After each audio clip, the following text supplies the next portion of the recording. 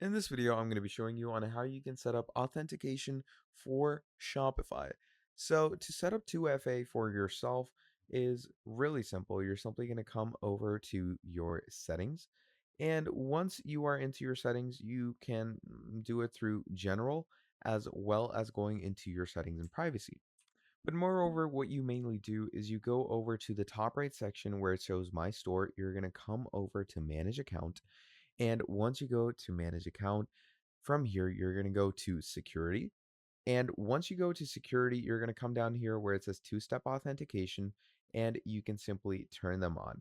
You can turn them on. First of all, do make sure to verify your email address. And once you've done that, simply go ahead and turn on your two-step. And that is how you're going to be turning on two-step verification in Shopify in the easiest and most simplest way.